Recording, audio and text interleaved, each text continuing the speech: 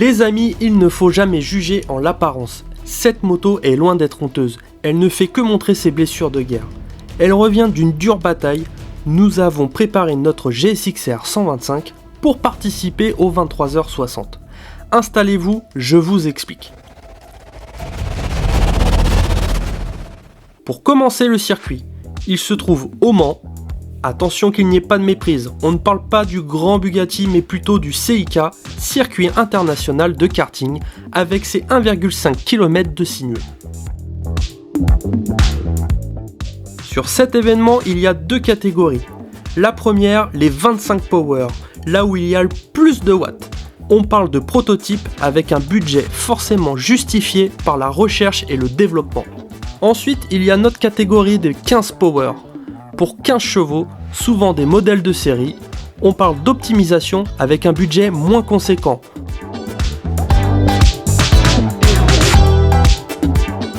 Un box, deux équipages. On commence avec nos amis de la Friends Racing Team, en partenariat avec Speedway, qui portait le numéro 76 sur leur KTM RC125. Il y avait Kevin, Rémi, Alex, Sébastien, Dylan et Jean-Bernard. Ensuite, il y a nous, la Shifter Racing Team. Nous portions le numéro 22 sur notre GSX-R 125. Il y avait Léa, Olivier, Jonathan, Jordan, Valentin et moi, Johan. On remercie notre partenaire SMB qui nous a accompagnés sur ce projet. Pour finir, pas de mécano, pas de course. Alors merci à Damien Saulnier de nous avoir confié les Naïk, Cédric, Boris, Marc, Mathis et Thomas, qui vous allez le voir ont été la clé de cette épreuve.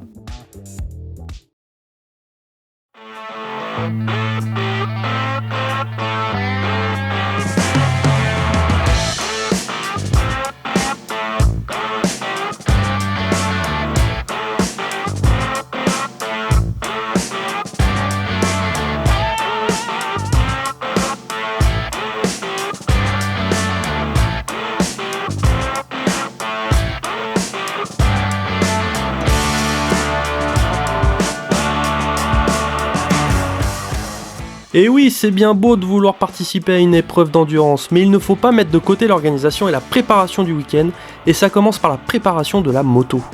Comment faut-il faire ? C'est très simple, t'appelles Alexandre et il t'explique sur le bout des doigts la réglementation du 25 Power aménagée à une épreuve d'endurance. Par exemple ici, l'installation de l'éclairage de nuit et aussi celle de la pluie, câblage du coupe-circuit aimanté en cas de chute, et les dimensions de numéros affichés sur les carénages, bref une vraie commission de discipline qui nous attend au tournant. Bien entendu, je vous passe la grosse révision et le passage au banc chez RM Power.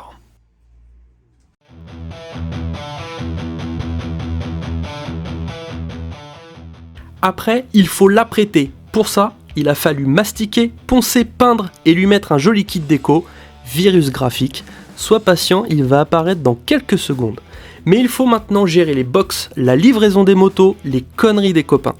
Allez, prends les popcorn, on est jeudi et on s'installe, c'est parti.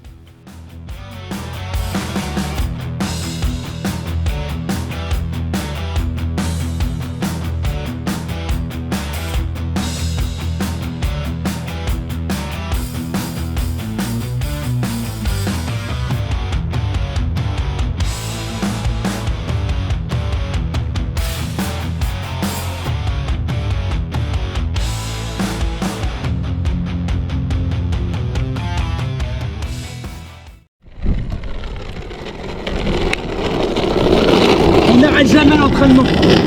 Jamais. L'installation du paddock. Oh, quelle misère.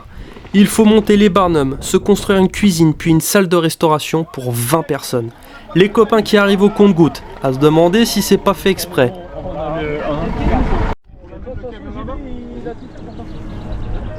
Juste aller chercher ton... Ah, c'est l'intendant, c'est pour ça qu'il... Bon bah on y va Dylan. On commence à se distribuer les cartes, chacun à sa tâche, sans aucun sexisme, bien entendu. Et là, faut commencer à aller voir l'administration, la conformité des meules et des pilotes.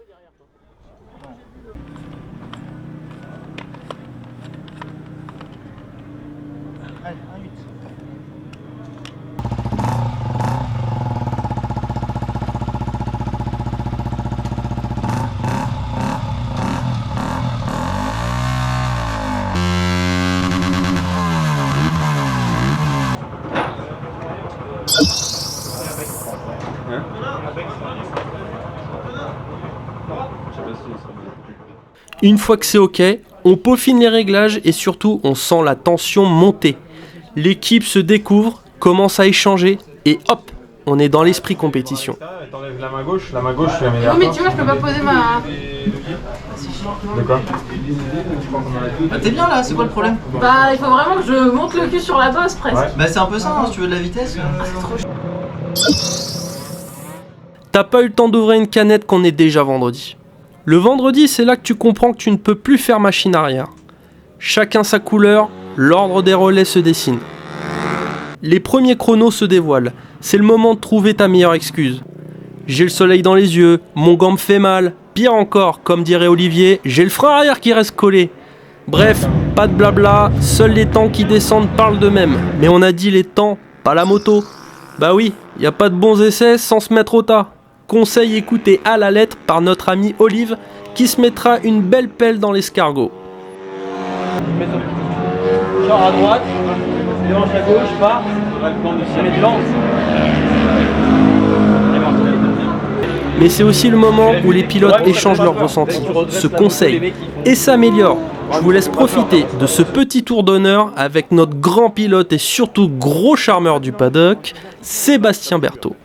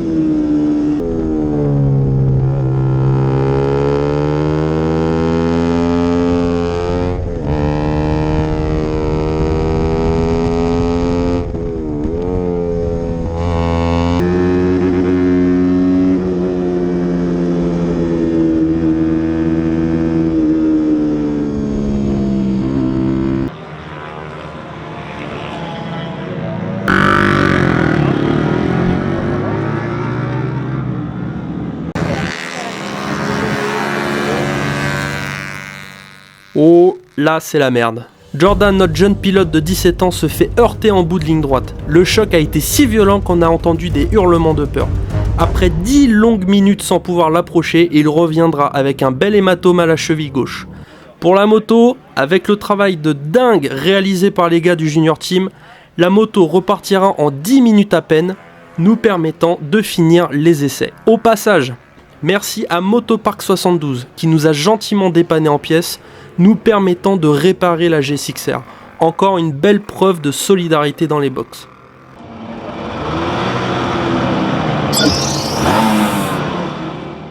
Rouler de nuit, un truc de fou, tout change. Les repères, les effets d'ombre. Bien la première fois d'ailleurs que je me fais doubler par ma propre ombre. Incroyable, cela est à la fois déroutant et excitant.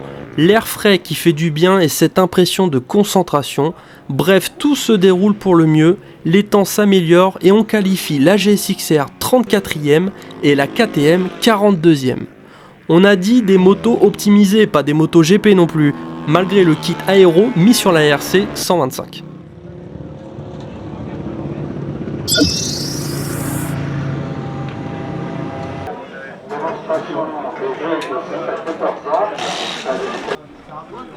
Allez, à 10 qui fait froid.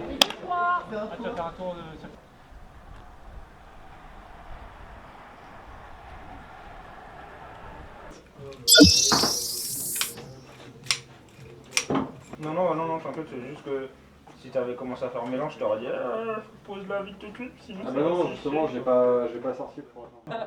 Bref, on a kiffé, mais faut réparer les accros du jour, finir de mettre en conformité, comme par exemple boucher les trous du sabot. Bon, faut aussi aller dormir, car demain, c'est le grand jour. Touche pas, ouais.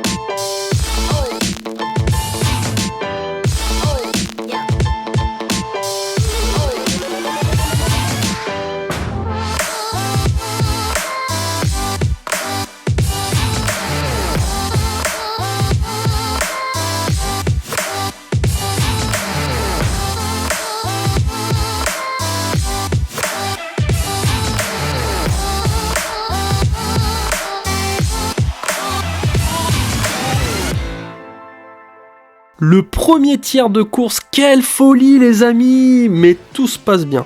Les relais s'enchaînent, quelques bricoles, mais rien de perturbant sur le fil de la course. Au top!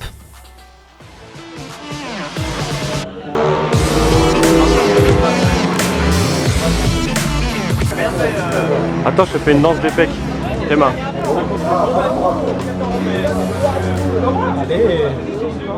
Je peux faire la même avec mes couilles. C'est bon, là. Il fait chaud. Mais à part ça, Il fait chaud. Non, il fait... La piste est bien, la moto est bien, on a suivi quelques chutes quand même sur les essais libres. Et une petite chute à cause d'un retardataire tout à l'heure avec Jordan. Mais bon, je sais pas, elle est saine, on s'amuse bien. J'ai descendu mes temps en course de 5 secondes par rapport aux essais et aux qualifs. Le rythme est bon, l'ambiance est cool.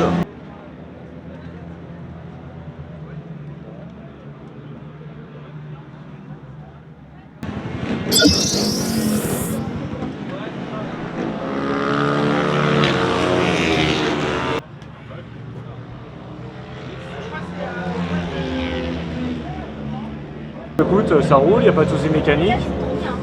C'est pas trop dur physiquement pour l'instant. Un petit peu mal au dos, mais bon, c'est parce que c'est un peu petit comme moto que j'ai pas l'habitude d'aussi petit. ok. Donc, mais non, ça va. La moto roule bien, tout se passe plutôt bien dans l'ensemble. Donc ça roule et il n'y a plus qu'à avancer pour 24 heures.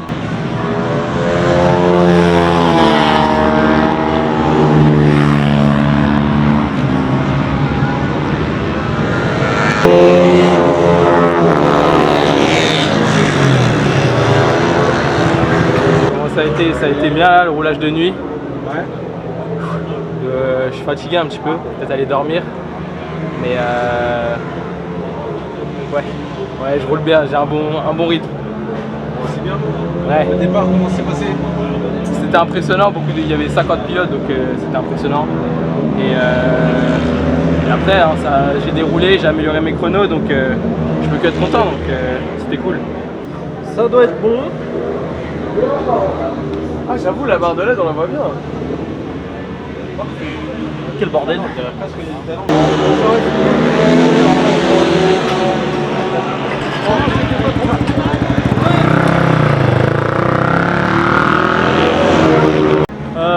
Première fois sur la nuit, c'est incroyable, c'est ça l'aventure. Vraiment tout change, les ombrages, c'est vraiment à faire. Maintenant la moto, ouais, elle répond bien, il n'y a pas de souci. Malgré les 2 chutes qu'il y a eu en début d'essai, franchement là il n'y a rien à dire. Voilà. La nuit c'est sympa, ça change et on a l'impression que les gens sont un peu plus énervés. Mais je pense qu'il y a aussi les chronos qui rentrent et puis la fatigue. Là il est bientôt minuit, donc bon c'est logique.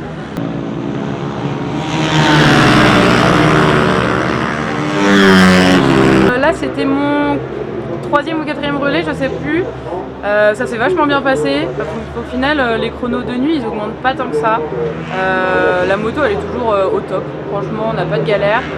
Et puis on essaie de descendre encore, mais pour l'instant c'est un peu galère. Et ça va venir, ça va venir. Moi j'y crois. Il nous reste quoi? Il nous reste 14 heures de course dans ces eaux-là. Ça peut descendre. Puis au matin venu, tout va descendre, il fera frais, ça va être cool. Faut le dire à Marc aussi. Faut le dire à Marc aussi.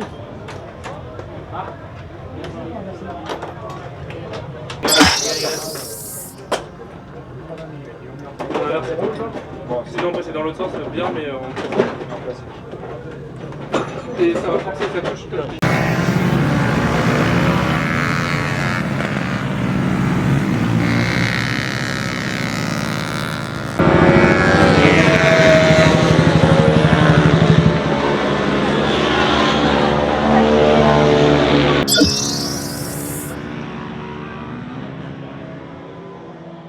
2 heures du matin.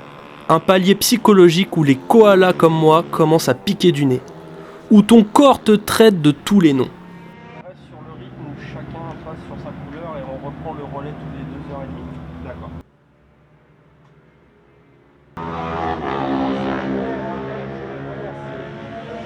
Ça se passe bien, j'ai pas eu de soucis et franchement, dans l'ensemble ça va.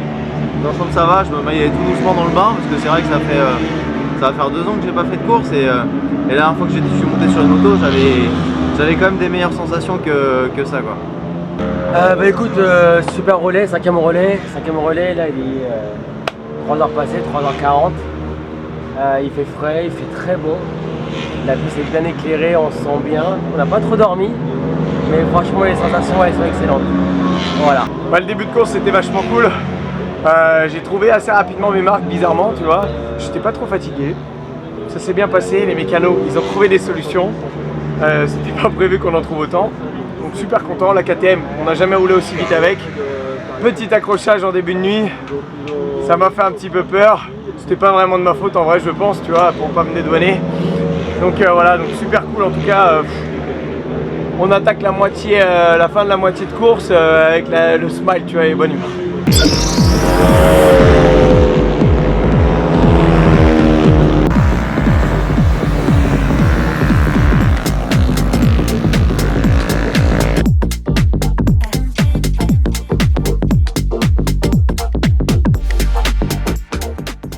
Aïe, le lever du soleil.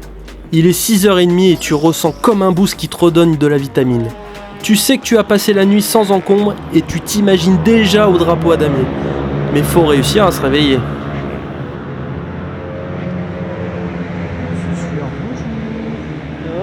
Il va falloir te réveiller dans pas trop longtemps. Allez. Pour bien récupérer, normalement, ce qu'il faut faire, c'est genre boire des sels minéraux, boire beaucoup, parce que les courbatures ça va vite, les crampes aussi. Et moi perso, je prends des BCAA, petit réflexe CrossFit, et des pommes normalement. Sauf que ça c'est la face que je vous montre, parce que la réalité est tout autre. Faut manger, parce que normalement il faut faire un bon apport de sucre lent, pas de bonbons logiquement, ou alors des bonbons juste avant le relais, mais en fait on se nourrit un peu de tout et n'importe quoi.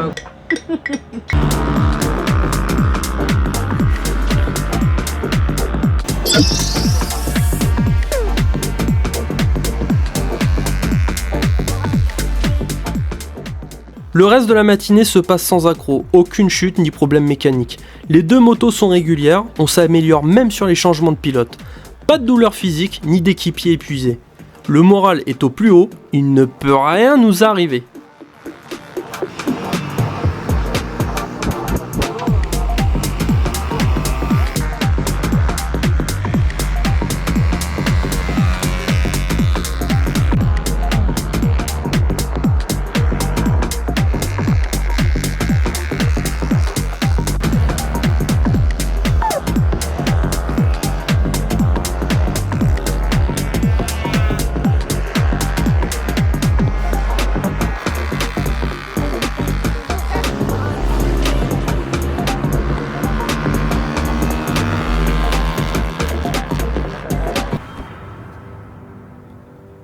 Ah là là, la dure loi de l'endurance. À 1h30 de l'arrivée, alors que Rémi faisait une très belle remontée et allait nous dépasser au classement, la KTM en a décidé autrement. Suite à un souci d'allumage, la KTM ne se rallumera jamais, laissant un goût amer à l'ensemble du box. Pire encore, à 30 minutes de l'arrivée, Valentin se fait sécher par un concurrent audacieux, lui provoquant des douleurs au dos et aux côtes. Heureusement plus de peur que de mal. Il reviendra juste avant le drapeau à damier du médical. Parce que oui les amis, nous avons pu, grâce encore une fois au travail des gars, repartir en 5 minutes et passer la ligne d'arrivée. Je vous avais dit que c'était une folle aventure, et ce ne sera pas la dernière. Alors likez, commentez et abonnez-vous à la chaîne, on vous réserve encore plein d'autres surprises. Allez, bye bye les amis.